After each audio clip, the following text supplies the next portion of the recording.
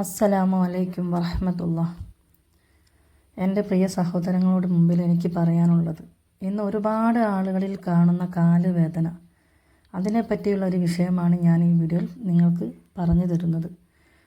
പല ആളുകളും പല മരുന്നുകൾ കഴിച്ചിട്ടും കാലുവേദനകൾക്ക് ഒരു കുറവും കിട്ടാറില്ല. പല കാരണങ്ങൾ കൊണ്ടും കാലുവേദന അനുഭവിക്കുന്നുണ്ട്. ഉപ്പൂറ്റി വേദന, വെരിക്കോസ് വേദന, അതുപോലെ തന്നെ ഡിസ്ക് കംപ്ലൈൻ്റ് ആയിട്ടുള്ള വേദനകൾ, മറ്റ് അസുഖങ്ങൾ കൊണ്ടും കാലിലേക്ക് വേദന ഇറങ്ങിയിട്ട് കാല് നിലത്ത് കുത്താൻ പറ്റാത്തൊരു അവസ്ഥ. ഇത്തരം അവസ്ഥകളിലൂടെ കടന്നു പോകുമ്പോൾ നമ്മൾ മനസ്സിലാക്കേണ്ട ഒരു കാര്യമുണ്ട്. നമ്മൾ എപ്പോഴും പറയാറുണ്ടല്ലോ, അല്ല നമുക്കറിയാവുന്നൊരു സത്യമാണ്, ഖുർആൻ കൊണ്ട് ശിഫ കിട്ടാത്തത് മറ്റൊന്നുകൊണ്ടും, അതായത് മരുന്നുകളൊന്നും കഴിച്ചിട്ട് നമ്മൾക്ക് എന്തില്ല, ഒരു കാര്യവും ഇവിടെ ഇല്ല. അതുകൊണ്ട് തന്നെ നിങ്ങൾ അറിയേണ്ട കാര്യങ്ങൾ, നിങ്ങളുടെ വേദന മാറാൻ ഖുർആനികമായിട്ടുള്ളൊരു പ്രതിവിധിയാണ് ഞാനിവിടെ പറയുന്നത്.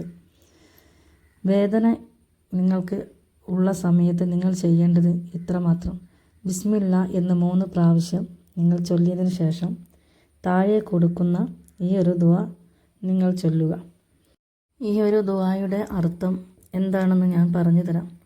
ഞാൻ അനുഭവിക്കുന്ന ഈ വേദനയിൽ നിന്നും എനിക്ക് എല്ലാ ദോഷങ്ങളിൽ നിന്നും എൻ്റെ അള്ളാഹുവിൻ്റെ കാരുണ്യത്തിൽ, ശക്തിയിലും മഹത്വത്തിലും ഞാൻ അഭയം തേടുന്നു എന്നാണ്. അപ്പോൾ നിങ്ങൾ എന്ത് ചെയ്യണം? ഈ ഒരു ദുആ വേദനയുള്ള ആ കാലിൻ്റെ ഭാഗത്ത് നിങ്ങൾ കൈവച്ച് ആദ്യത്തെ ആ ഒരു ദുആ നിങ്ങൾ ചൊല്ലുക. പിന്നെ പറയാനുള്ളത്, സൂറത്ത് അൽ ഇസ്ര എന്നതിലെ ഒരു ആയത്തുണ്ട്, 82ാമത്തെ ആയത്ത്. ഈ ആയത്ത് നിങ്ങൾ ദിവസവും 3 തവണ നിങ്ങൾ ചൊല്ലണം. ഇത് വളരെയധികം നമുക്ക് ആരോഗ്യത്തിന് നല്ലതായിട്ടുള്ളതാണ്. ഈ ഒരു സൂറത്ത്, അത് അതിലെ 82ാമത്തെ ആയത്ത്. അതുപോലെ സൂറത്തുൽ ഫാത്തിഹ, അത് ഏറ്റവും കൂടുതൽ നമുക്ക് ശിഫ ലഭിക്കുന്ന, അല്ലെങ്കിൽ നമ്മളെ രോഗത്തിന് ശമനം കിട്ടാനുള്ള ഒരു സൂറത്താണ്. ശാരീരികമായിട്ടുള്ള എല്ലാ പ്രയാസങ്ങൾക്കുള്ള ശമനം ലഭിക്കാൻ നമ്മൾ എന്ത് ചെയ്യണം? ഈ സൂറത്തുൽ ഫാത്തിഹ 7 തവണ വേദനയുള്ള സ്ഥലത്ത് കൈ വെച്ചിട്ട് ഓതിയിട്ട് ആ ഭാഗം നന്നായിട്ട് തടവണം. പിന്നെ നിങ്ങളിതൊക്കെ ചെയ്യുകയാണെങ്കിൽ നിങ്ങൾ എന്ത് ചെയ്യണം? പടച്ച റബ്ബിൻ്റെ മുമ്പിൽ നിങ്ങൾക്ക് നല്ലൊരു വിശ്വാസം വേണം. ഞാനിത് റബ്ബിൻ്റെ മുമ്പിൽ ഈ ഒരു ആയത്ത് ചെല്ലണം, അല്ലെങ്കിൽ ഒരു ദുആ ചെയ്യുന്നുണ്ടെങ്കിൽ പടച്ച റബ്ബ് ഇത് എനിക്ക് മാറ്റിത്തരും എന്ന് മനസ്സിൽ ഉറപ്പിച്ച് വെക്കണം.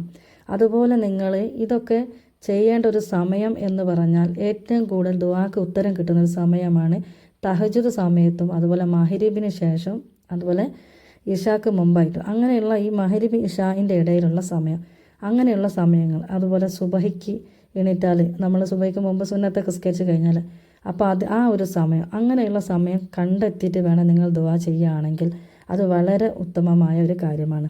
അതുപോലെ നമുക്ക് വരുന്ന പല രോഗങ്ങൾ മാറിക്കിട്ടാൻ മറ്റൊരു കാര്യം കൂടിയാണ് നമ്മൾ സദക്ക ചെയ്യാന്നുള്ളത്. പാവങ്ങൾക്ക് എന്തെങ്കിലും ഒരു ചെറിയ രീതിയിൽ ഒരു സദക്ക ചെയ്യുകയാണെങ്കിൽ നമ്മുടെ രോഗങ്ങൾക്കൊക്കെ എത്രയും പെട്ടെന്ന് ശിഫ ലഭിക്കാൻ കാരണമായി തീരുന്നു.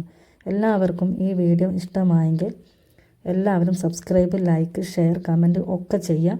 ഇനിയും നല്ല നല്ല വീഡിയോവുമായി നിങ്ങളുടെ മുന്നിലേക്ക് വരുന്നതാണ്.